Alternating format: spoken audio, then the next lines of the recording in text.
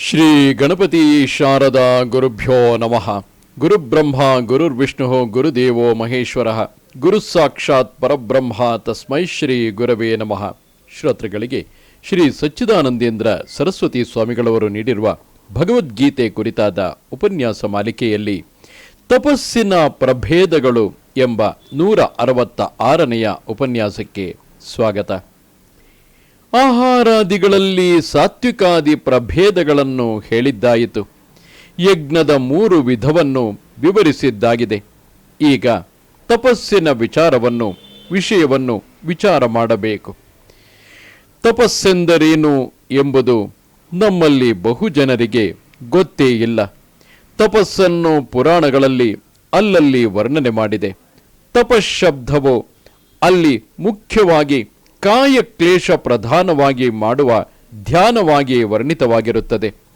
ಪಂಚಾಗ್ನಿ ಮಧ್ಯೆಯಲ್ಲಿ ನಿಂತು ತಪಸ್ಸು ಮಾಡುತ್ತಿದ್ದರು, ಅಭಕ್ಷರಾಗಿದ್ದರು, ವಾಯುಭಕ್ಷರಾಗಿದ್ದರು ಎಂದು ಮುಂತಾಗಿ ಹೇಳಿರುವುದನ್ನು ಕೇಳಿದವರಿಗೆ ಶರೀರವನ್ನು ದಂಡಿಸುವುದೇ ತಪಸ್ಸೆಂಬ ಭಾವನೆ ಬರುವುದು ಸಹಜವಾಗಿದೆ. ಆದರೂ ತಪಸ್ಸೆಂಬ ಶಬ್ದವನ್ನು ಮನಃಪ್ರಧಾನವಾದ ಯಮ ನಿಯಮಗಳೆಂಬ ಅರ್ಥದಲ್ಲಿಯೂ ಉಪಯೋಗಿಸುವುದುಂಟು. ಮುಮುಕ್ಷುಗಳಿಗೆ ಈ ಅರ್ಥದ ತಪಸ್ಸೇ ಮುಖ್ಯವಾದದ್ದು. ತಪಸ್ಸನ್ನು ಶಾರೀರಕ, ವಾಚಕ, ಮಾನಸ ಎಂಬ 3 ಬಗೆಯಾಗಿ ವಿಂಗಡಿಸುವುದರ ಔಚಿತ್ಯವೇನೆಂದರೆ, ಶರೀರವೇ ಮುಂತಾದವುಗಳಿಂದ ಪ್ರಧಾನವಾಗಿ ಮಾಡುವ ತಪಸ್ಸಿಗೆ ಆಯಾ ಹೆಸರು ಬರುತ್ತದೆ. ಶರೀರವು ಪ್ರಧಾನವಾಗಿದ್ದು ಮಾಡುವ ಕೃಚ್ಛ್ರ, ಚಾಂದ್ರಾಯಣ ಮುಂತಾದದ್ದು ವಾನಪ್ರಸ್ಥಾಶ್ರಮವೇ ಮುಂತಾದವರಿಗೆ ಸೇರಿದ್ದು. ಗೃಹಸ್ಥರಾದವರು ಪ್ರಾಯಶ್ಚಿತ್ತ ರೂಪವಾಗಿ ಕೆಲವು ಕಾಯಕ್ಲೇಶ ಪ್ರಧಾನವಾದ ತಪಸ್ಸನ್ನು ಮಾಡಬೇಕೆಂದು ಶಾಸ್ತ್ರದಲ್ಲಿ ತಿಳಿಸಿದೆ. ಆದರೆ ಮೇಲೆ ಹೇಳಿದಂತೆ ಗೀತೆಯಲ್ಲಿ ವರ್ಣಿತವಾಗಿರುವ ತಪಸ್ಸೆಂಬುದು ಮುಮುಕ್ಷುಗಳಿಗೆ ಬೇಕಾದದ್ದು. ತ್ರಿಕರಣಗಳಿಂದ ಮಾಡುವ ಕಾರಣ ಶಾರೀರಕಾದಿ ನಾಮಗಳಿಂದ ಅದು ಪ್ರಸಿದ್ಧವಾಗಿದೆಯಾದರೂ ಎಲ್ಲ ತಪಸ್ಸಿಗೂ ಮನಸ್ಸು ಸಂಬಂಧಿಸಿಯೇ ಇರುತ್ತದೆ. ಶಾರೀರಕ ತಪಸ್ಸೆಂಬುದು ಯಾವುದೆಂದರೆ ದೇವದ್ವಿಜ ಗುರುಪ್ರಾಜ್ಞ ಪೂಜನಂ ಶೌಚಮಾರ್ಜವಂ ಬ್ರಹ್ಮಚರ್ಯ ಮಹಿಂಸಾ ಚ ಶಾರೀರಂ ತಪವುಚ್ಯತೆ. ಇಲ್ಲಿ ಪೂಜೆ ಎಂದರೆ ಹೂ, ಮಂತ್ರಾಕ್ಷತೆ ಮುಂತಾದವುಗಳನ್ನು ಏರಿಸುವುದೆಂದು ಅರ್ಥ ಮಾಡಬಾರದು. ದೇವತೆಗಳು, ದ್ವಿಜರು, ಗುರುಗಳು, ತಿಳಿದ ಹಿರಿಯವರು ಇವರನ್ನು ಯಥಾಯೋಗ್ಯವಾಗಿ ಗೌರವಿಸುವುದೇ ಪೂಜೆಯು. ದೇವತೆಗಳನ್ನು ಗೌರವಿಸುವುದೆಂದರೆ ಪರಮೇಶ್ವರನ ಶಕ್ತಿ ವಿಶೇಷಣಗಳನ್ನು ಗೌರವಿಸುವುದು. ದೇವತೆಗಳು ಈಗಲೂ ಎಲ್ಲೆಲ್ಲಿಯೂ ಇದ್ದರೂ ಅವರು ಇಲ್ಲದೇ ಇದ್ದರೆ ಹೇಗೋ ಹಾಗೆ ನಾವು ಅಸಡ್ಡೆಯಿಂದ ನಡೆಯುತ್ತಿದ್ದೇವೆ. ದೇವತೆಗಳ ಉಪಾಸನೆಯಿಂದ ಆಗುವ ಫಲವು ಈಗಲೂ ಶ್ರದ್ಧಾವಂತರಿಗೆ ಆಗಿಯೇ ತೀರುತ್ತದೆ. ದೇವತೆಗಳು ನಿಜವಾಗಿಯೂ ಇದ್ದಾರೆ. ಅವರ ಆಳ್ವಿಕೆಗೆ ಒಳಪಟ್ಟು ವ್ಯಾಪಾರಗಳು ಈಗಲೂ ಪ್ರಪಂಚದಲ್ಲಿ ನಡೆಯುತ್ತಿವೆ. ನಮ್ಮ ಶರೀರೇಂದ್ರಿಯಾದಿಗಳ ವ್ಯಾಪಾರಕ್ಕೆ ಅಧಿಷ್ಠಾತೃಗಳು ಅವರು ಎಂಬುದನ್ನು ಮನದಂದುಕೊಳ್ಳುವುದು ದೇವತಾ ಪೂಜನವು. ಪ್ಲೇಗು ಅಥವಾ ಕಾಲರ ಮುಂತಾದ ಸಾಂಕ್ರಾಮಿಕ ರೋಗಗಳು ಊರಲ್ಲಿ ಬಂದಿದೆ ಎಂಬ ಸುದ್ದಿಯು ಬೆಳೆದೊಡನೆ ನಾವು ನಂಬಿಕೆಯಿಂದ ಆಯಾ ಕಾಲಕ್ಕೆ ತಕ್ಕ ಆರೋಗ್ಯ ನಿಯಮ ನಿಬಂಧನೆಗಳನ್ನು ಅನುಸರಿಸುವಂತೆ ದೇವತೆಗಳು ಎಲ್ಲೆಲ್ಲಿಯೂ ಇದ್ದಾರೆ ಎಂಬುದನ್ನು ಶಾಸ್ತ್ರ ಪ್ರಮಾಣದಿಂದಲೂ ಆಪ್ತೋಕ್ತಿಯಿಂದಲೂ ಅರಿತುಕೊಂಡು ಭಾವಭಕ್ತಿಯಿಂದ ಅವರನ್ನು ಭಜಿಸಬೇಕು. ಸಂಧ್ಯಾವಂದನೆ ಮಾಡುವವರು ನಮಃ ಪ್ರಾಚ್ಯೈ ದಿಶೆ ಎಂದು ಮುಂತಾಗಿ ಒಂದೊಂದು ದಿಕ್ಕಿನಲ್ಲಿಯೂ ಯಾವ ಯಾವ ದೇವತೆಗಳಿದ್ದಾರೆಯೋ ಅವರಿಗೆ ನಮಸ್ಕಾರ ಎಂಬರ್ಥದ ಮಂತ್ರವನ್ನು ಹೇಳಿಕೊಂಡು ನಮಸ್ಕರಿಸುವುದುಂಟು. ಭಾವಭಕ್ತಿಯಿಂದ ದೇವತೆಗಳ ಈ ಸತ್ತೆಯನ್ನು ಲೆಕ್ಕಕ್ಕೆ ತೆಗೆದುಕೊಂಡರೆ ಮನುಷ್ಯನ ಸ್ವೇಚ್ಛಾಚಾರಕ್ಕೆ ತಡೆಯುಂಟಾಗುವುದು. ಇದರಿಂದ ಒಂದು ಬಗೆಯ ಶಾರೀರ ತಪಸ್ಸು ಆದಂತೆ ಆಗುವುದು. ಇದರಂತೆ ಬ್ರಾಹ್ಮಣರನ್ನು ಗೌರವಿಸುವುದೂ ಒಂದು ಬಗೆಯ ತಪಸ್ಸು. ಬ್ರಾಹ್ಮಣರೆಂದರೆ ಶಾಸ್ತ್ರೋಕ್ತ ಕರ್ಮವನ್ನು ಯಥಾವಿಧಿಯಾಗಿ ಮಾಡಿಕೊಂಡು ಸ್ವಾರ್ಥವನ್ನು ತ್ಯಜಿಸಿ ಪರೋಪಕಾರವನ್ನು ಮಾಡುತ್ತಿರುವವರು. ಲೋಕ ಕಲ್ಯಾಣಕ್ಕಾಗಿಯೇ ಜೀವಿಸಿರುವ ಇಂಥ ಬ್ರಾಹ್ಮಣರನ್ನು ಸೇವಿಸುವುದು ಒಂದು ಬಗೆಯ ಶಾರೀರಕ ತಪಸ್ಸು. ಪುರಾಣ ಕಾಲದಲ್ಲಿ ವೇನನೆಂಬ ರಾಜನು ದೇವ ಬ್ರಾಹ್ಮಣರನ್ನು ತಿರಸ್ಕರಿಸಿ ತನ್ನ ಪ್ರತಿಮೆಯನ್ನೇ ಇಟ್ಟು ಪೂಜಿಸಬೇಕೆಂದು ಪ್ರಜೆಗಳನ್ನು ನಿರ್ಬಂಧಿಸಿ ಪೀಡಿಸಿದನಂತೆ. ಪ್ರಜೆಗಳು ಯಾವ ಕರ್ಮವನ್ನು ಮಾಡದಂತೆ ಅಡ್ಡಿ ಮಾಡುತ್ತಿದ್ದನಂತೆ.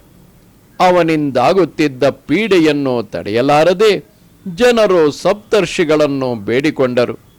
ಆ ಋಷಿಗಳು ಬಂದು ರಾಜನಿಗೆ ತಿಳುವಳಿಕೆಯನ್ನು ಹೇಳುವುದಕ್ಕೆ ಪ್ರಾರಂಭಿಸಿದಾಗ ಅವನು ಹೆಮ್ಮೆಯಿಂದ, ಎಲ, ನೀವು ಇನ್ನೂ ಹುಡುಗರು, ನಿಮಗೆ ತತ್ವವು ತಿಳಿಯದು. ರಾಜನು ವಿಷ್ಣುವಿನ ಅಂಶದಿಂದಲೋ ಅಷ್ಟ ದಿಕ್ಪಾಲಕರ ಅಂಶದಿಂದಲೋ ಕೂಡಿರುತ್ತಾನೆ. ಆದ್ದರಿಂದ ರಾಜನನ್ನು ಪೂಜಿಸುವುದು ಧರ್ಮವಲ್ಲವೇ ಎಂದು ಆ ಋಷಿವರ್ಯರನ್ನು ತಿರಸ್ಕರಿಸಿ ಮಾತನಾಡಿದನು. ಆಗ ಋಷಿಗಳು, ಇವನು ಇನ್ನು ಸಿಂಹಾಸನವನ್ನು ಏರುವುದಕ್ಕೆ ಅರ್ಹನಲ್ಲವೆಂದು ನಿಶ್ಚಯಿಸಿ ಹೊಂಕಾರ ಮಾತ್ರದಿಂದ ಅವನನ್ನು ಕೊಂದು ಹಾಕಿ ಅವನ ತೊಡೆಯನ್ನು ಕಡೆದು ಪೃಥು ಎಂಬ ರಾಜನನ್ನು ತಮ್ಮ ತಪಶಕ್ತಿಯಿಂದ ಸೃಜಿಸಿದರೆಂದು ಕಥೆ. ಬ್ರಾಹ್ಮಣರ ತಿರಸ್ಕಾರವೇ ಅನರ್ಥಕ್ಕೆ ಕಾರಣವು, ಅವರ ಪೂಜೆಯೇ ಶ್ರೇಯಸ್ಕರವು ಎಂಬುದನ್ನು ಮುಮುಕ್ಷುವಾದವನು ಮನಸ್ಸಿನಲ್ಲಿಟ್ಟಿರಬೇಕು.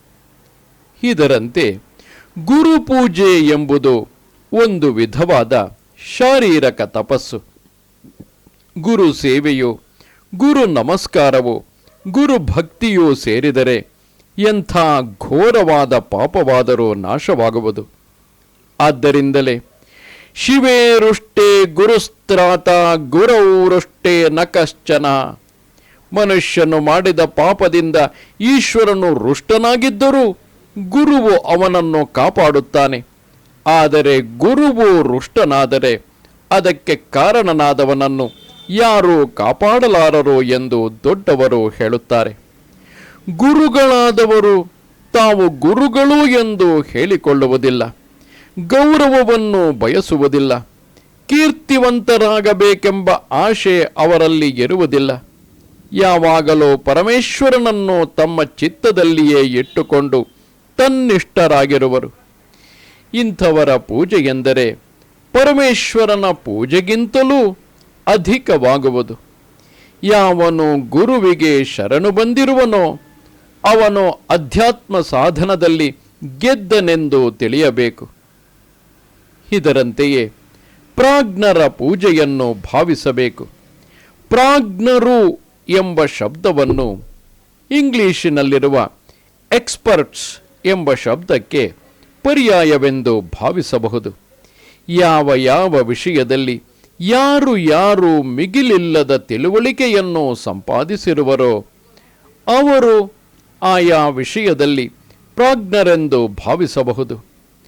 ಸರ್ ಎಂ ವಿಶ್ವೇಶ್ವರಯ್ಯನವರನ್ನು ಅವರಲ್ಲಿ ಇರುವ ಶಿಲ್ಪ ವಿದ್ಯೆಯ ತಿಳುವಳಿಕೆಗಾಗಿ ಎಲ್ಲರೂ ಗೌರವಿಸುತ್ತಾರೆ. ವಿಶೇಷವಾಗಿ ಅವರ ತಿಳುವಳಿಕೆಯನ್ನು ಉಪಯೋಗಿಸಿಕೊಳ್ಳಬೇಕೆನ್ನುವವರು ಅವರಲ್ಲಿ ಹೆಚ್ಚಿನ ಗೌರವವನ್ನಿಟ್ಟುಕೊಂಡಿರುತ್ತಾರೆ. ಭೀಷ್ಮರು ಪಾಂಡವ ಪಕ್ಷಪಾತಿಗಳೆಂಬ ತಪ್ಪು ತಿಳುವಳಿಕೆಯು ದುರ್ಯೋಧನನನ್ನು ಬಾಧಿಸುತ್ತಿದ್ದರೂ ಅವರು ಪ್ರಾಜ್ಞರೆಂಬ ಕಾರಣದಿಂದ ಮತ್ತೆ ಮತ್ತೆ ಅವರನ್ನು ಗೌರವ ಬುದ್ಧಿಯಿಂದ ಕಂಡು ತನಗೆ ಬೇಕಾದ ವಿಷಯಗಳನ್ನು ಕೇಳಿಕೊಳ್ಳುತ್ತಿದ್ದನು. ಹೀಗೆ ಸ್ವಾರ್ಥಕ್ಕಾಗಿ ಪ್ರಾಜ್ಞರನ್ನು ಗೌರವಿಸುವುದು ಜನರಲ್ಲಿ ಅಲ್ಲಲ್ಲಿ ಕಂಡುಬರಬಹುದು. ಆದರೆ ಮುಮುಕ್ಷುವಾದವನು ಅಧ್ಯಾತ್ಮ ವಿದ್ಯೆಯಲ್ಲಿ ಪ್ರಾಜ್ಞರಾದವರನ್ನು ತನ್ನ ಗುರುವಿನಂತೆಯೇ ಗೌರವಿಸುವುದು ಒಂದು ಬಗೆಯ ಶಾರೀರ ತಪಸ್ಸಾಗುವುದು. ಸನ್ಯಾಸಿಗೆ ಯಾವ ಕರ್ಮವೂ ವಿಹಿತವಾಗಿರುವುದಿಲ್ಲ. ಆದರೂ ಗುರುಗಳನ್ನು ಪ್ರಾಜ್ಞರನ್ನು ಗೌರವಿಸುವುದು ಅವನಿಗೆ ಶ್ರೇಯಸ್ಕರವಾಗುತ್ತದೆ. ಕಾಲೇಜುಗಳಲ್ಲಿ ಪ್ರೊಫೆಸರ್ ಎಂಬ ವಿದ್ವಾಂಸರನ್ನು ಪರೀಕ್ಷಾದಿಗಳಲ್ಲಿ ಆಗುವ ಫಲಿತಾಂಶದ ಭಯದಿಂದ ಕೆಲವು ವಿದ್ಯಾರ್ಥಿಗಳು ಗೌರವಿಸುವಂತೆ ನಟಿಸುವುದು ಪ್ರಾಜ್ಞ ಪೂಜನವಲ್ಲ. ಅವರ ತಿಳುವಳಿಕೆಯ ಮಟ್ಟವನ್ನರಿತುಕೊಂಡು ಅವರನ್ನು ಶ್ರದ್ಧೆಯಿಂದ ಕಾಣುವುದು ನಿಜವಾದ ಪೂಜೆಯಾಗುವುದು. ಅಧ್ಯಾತ್ಮ ಸಾಧನದಲ್ಲಿ ಈ ಪ್ರಾಜ್ಞ ಪೂಜನೆಯು ಒಂದು ದೊಡ್ಡ ತಪಸ್ಸು. ಶೌಚ, ಆರ್ಜವ ಇವುಗಳ ವಿಷಯವಾಗಿ ಹಿಂದೆ ಬೇರೆ ಸಂದರ್ಭದಲ್ಲಿ ಹೇಳಿದ್ದಾಗಿದೆ. ಬ್ರಹ್ಮಚರ್ಯವು ಹಿಂದೆ ಬಂದಿದೆ. ಶರೀರ ಪ್ರಧಾನವಾದ ಬ್ರಹ್ಮಚರ್ಯವೆಂದರೆ ಮನಾದಿಗಳಲ್ಲಿ ಸ್ತ್ರೀ ಸಂಬಂಧವಿಲ್ಲದೆ ಇರುವುದು ಎಂಬ ಅರ್ಥವು ರೂಢಿಯಲ್ಲಿ ತೋರುತ್ತದೆ. ಆದರೆ ಮುಮುಕ್ಷುವಾದವನು ತನಗೂ ಬಾಹ್ಯ ವಿಷಯಗಳಿಗೂ ಆಗುವ ಯಾವ ಸಂಬಂಧವಾದರೂ ಬ್ರಹ್ಮಚರ್ಯಕ್ಕೆ ವಿಘಾತಕವೆಂದು ಭಾವಿಸಬೇಕು. ಪರಮಾತ್ಮನಲ್ಲಿಯೇ ಮನಸ್ಸಿಟ್ಟು ನಡೆಯುವುದು ನಿಜವಾದ ಬ್ರಹ್ಮಚರ್ಯವು. ಈ ದೇಹವು ದೇವಾಲಯವು, ಪರಮಾತ್ಮನು ಇದರಲ್ಲಿ ಪ್ರತಿಷ್ಠಿತನಾಗಿರುತ್ತಾನೆ ಎಂಬ ನಂಬಿಕೆಯಿಂದ ಅದನ್ನು ಎಲ್ಲ ಬಗೆಯಿಂದಲೂ ಶುಚಿಯಾಗಿಟ್ಟುಕೊಳ್ಳುವುದೇ ನಿಜವಾದ ಬ್ರಹ್ಮಚರ್ಯವು. ಅಹಿಂಸೆಯ ವಿಚಾರವು ಆಗಲೇ ಹಿಂದೆ ಬಂದಿದೆ. ದೇವಾದಿಗಳ ಪೂಜನೆಯಿಂದ ಹಿಡಿದು ಅಹಿಂಸೆಯವರೆಗೆ ಹೇಳಿರುವ ಈ ನಡತೆಯೆಲ್ಲ ಶಾರೀರವಾದ ತಪಸ್ಸೆನಿಸುವುದು. ಈ ತಪಸ್ಸಿನಲ್ಲಿ ವಾಕ್ಕು ಮನಸ್ಸು ಭಾಗವನ್ನು ವಹಿಸಿಯೇ ಇರುತ್ತವೆಯಾದರೂ ಇವುಗಳನ್ನು ಶರೀರಕ್ಕೂ ಸಂಬಂಧಿಸಿರಬೇಕೆಂಬ ಕಾರಣದಿಂದ ಇವನ್ನು ಶಾರೀರ ತಪಸ್ಸು ಎಂದಿದೆ. ಮುಮುಕ್ಷುವಾದವನು ಈ ಎಲ್ಲಕ್ಕೂ ತನ್ನ ಶರೀರವನ್ನು ಮುಡುಪಾಗಿಟ್ಟುಕೊಳ್ಳಬೇಕು.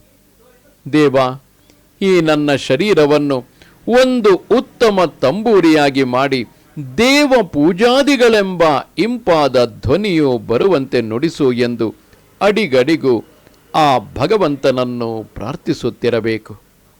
ಶ್ರೋತೃಗಳೇ, ಇದು ಶ್ರೀ ಸಚ್ಚಿದಾನಂದೇಂದ್ರ ಸರಸ್ವತಿ ಸ್ವಾಮಿಗಳವರು ನೀಡಿರುವ ಭಗವದ್ಗೀತೆ ಕುರಿತಾದ ಉಪನ್ಯಾಸ ಮಾಲಿಕೆಯಲ್ಲಿ ತಪಸ್ಸಿನ ಪ್ರಭೇದಗಳು ಎಂಬ ವಿಷಯದ ಕುರಿತಾದ ಉಪನ್ಯಾಸವಾಗಿದೆ. ನಮಸ್ತೆ ಶಾರದೆ ದೇವಿ ಕಾಶ್ಮೀರ ಪುರವಾಸಿನಿ ತ್ವಾಮಹಂ ಪ್ರಾರ್ಥಯೇ ನಿತ್ಯಂ ವಿದ್ಯಾದಾನಂಚ ದೇಹಿಮೆ. ನಮಸ್ಕಾರ.